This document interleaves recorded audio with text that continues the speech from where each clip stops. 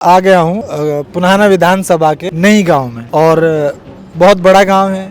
वोटरों की तादाद बहुत ज़्यादा है और इलेक्शन के शोर में ये गांव भी बढ़ चढ़ कर हिस्सा लेता है। हमारे साथ कुछ बुजुर्ग भी हैं, कुछ नौजवान भी हैं। हम सबसे बात करने की कोशिश करेंगे और पूछेंगे कि क्या जो बेसिक लेवल पे ज़मीनी स्तर पर क्या परेशानियां हैं जो लोग रोज़मर्रा फेस कर रहे हैं। सबसे पहले हम भाई से बात करेंगे। भाई का नाम? आसम मेरा नाम जी। आसम। आसम भाई, आपको क्या लगता है कि किस तरह की परेशानी आपके गांव में है?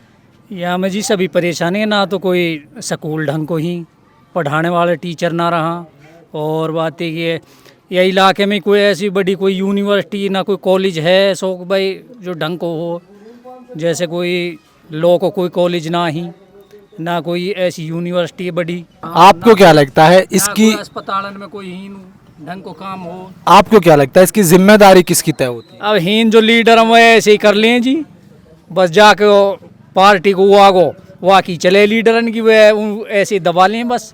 और आप हर बार उन्हीं को वोट देते हो? अब हीन हमारी तो होगी कि भाई अब दो लीडर हैं, उन कायसे देनी पड़े।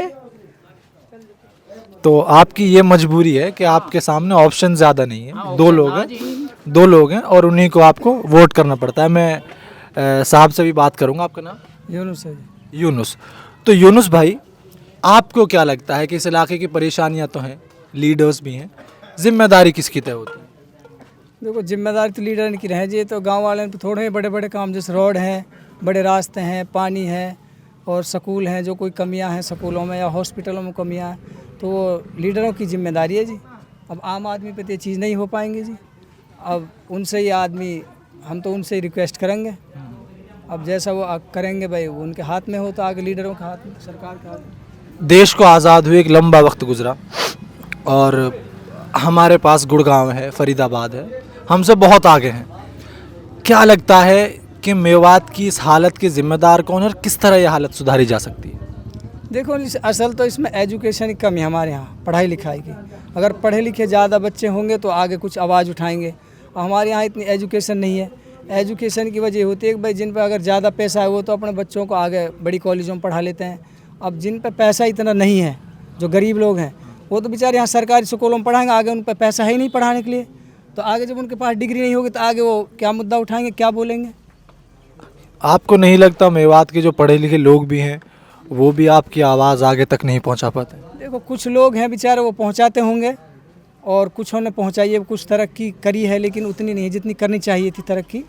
लेकिन आम तौर से यह है कि इतनी आवाज़ नहीं पहुंचती एजुकेशन के ऊपर भी। भाई यहाँ कोई बड़ा ऐसा कॉलेज हो, या लॉ कॉलेज है, या भाई कोई और भी अच्छा कॉलेज है। यूनिवर्सिटी की डिमांड मेवात की हमेशा रही है। यहाँ कोई खास हमारे यहाँ नहीं आते। तमाम सरकारें आई चली गई, लोगों ने आवाज़ भी उठाई, कई प्रदर्शन हुए, है ना, लोगों ने और बहुत सारी कोशिशें करी। क्या वजह है कि यूनिवर्सिटी कोई भी सरकार मेवात को नहीं दे पाई? अब इसके बारे में देखो, सरकार जानती है, लीडर जानते हैं, आम जनता लोग तो हम तो कह ही सकते हैं जी। आपने कभी इस बारे में अपने लीडर से सवाल नहीं किया? देखो, लीडरों ने सवाल किया। एक बार एक कॉलेज की यहाँ आई थी, वह एक कॉलेज यहाँ बनने वाला है, तो वो कॉलेज भी यहाँ पुराना के पास एक दल्लाबास गांव वहाँ बन गया। नई की उसकी थी, वह नई में बनेगा। तो किसी आदमी ने उसमें पता नहीं कोई रोक लगा दी, कोई ज़मीन वमीन का रफड़ा था उसमें, वो पंचायती ज़मीन थी, तो उसने पता नहीं उसकी खेत सामने आ रहा क्या रहा है, तो हमें इसके बारे में पूरा पता नहीं है, तो वो तो सरपंच बताएगा। तो इस तरह की परेशानियां हैं। मैं बहुत लोगों से बात कर चुका हूँ। फिरोज़पुर झिरका जो विधानसभा है उसमें भी मैंने बहुत लोगों से बात की। लोग ज़्यादातर जिन चीज़ों के बारे में बात करते हैं वो रोड, हॉस्पिटल और स्कूल्स हैं, है ना। और मुझको लगता है कि ये बेसिक ज़रूरत है हर आदमी। क्या वजह है कि आज भी मेवात के स्कूल्स की हालत ऐसी नहीं हो पाई कि एक आदमी प्राइवेट स्कूल को छोड़ करके अपने बच्चों को सरकारी स्कूल में पढ़ा सके? गरीबी है जी। गरीबी है मेवात में। तो आपको क्या लगता है कि गरीबी भी एक बहुत बड़ी वजह है कि मेवात पीछे है?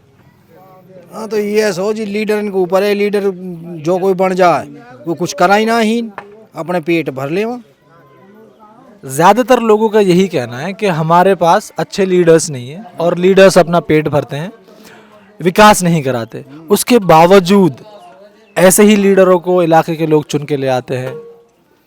हाँ वो मतलब पार्टीबाजी तो कुछ है ना, ये तो वालू देवा वालू चेहरे वोट देवा।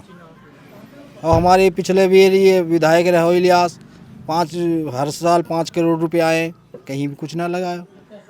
एक विधायक कोटे में 5 करोड़ रुपए आते हैं, वन कहीं कुछ ना लगा, सारी सड़क टूटी पड़ी है, ना किसी से मिलने। जब से पुन्हाना अलग कॉन्स्टिट्यूंसी बनी है, तब से 2 बार इलियास विधायक रहे और 1 बार इंडिपेंडेंट रईसा। तो आपको क्या लगता है कि 10 साल में एक बच्चे की पूरी स्कूलिंग ख़त्म हो जाती है ना, तो उसके बावजूद क्या उनको इस बार लोग मौका दे सकते हैं? ये तो पब्लिक के हाथ में है जी, कि मौका देंगे कि ना देंगे। ये अनपढ़ता है या काम में तो देखा ना, ये तो बस चेहरे देखा ये। चलिए, लोगों में बदलाव की चाहत है, वो उम्मीद भी करते हैं कि उनके लिए काम करें, बदलाव करें, लेकिन कहीं ना कहीं उनमें रोष है कि उनके पास अच्छे लीडर्स नहीं हैं, जो हैं वो काम नहीं कराते। वो हर बार वोट लेते हैं और फिर गायब हो जाते हैं और अपनी जेबें भरते हैं। हम इसी तरह आप तक लोगों की तमाम प्रॉब्लम्स को पहुंचाते रहेंगे, तमाम परेशानियों को पहुंचाते रहेंगे। हम चाहते हैं कि हमारी बातें उन नेताओं के कानों तक भी पहुंचें और वो आने वाले 5 साल में जो भी नेता चुन के आएँ वो लोगों के लिए काम करें। आप हमारे चैनल को सब्सक्राइब करें, शेयर करें और दूसरों तक हमारी बातों को पहुंचाएं। बहुत बहुत शुक्रिया।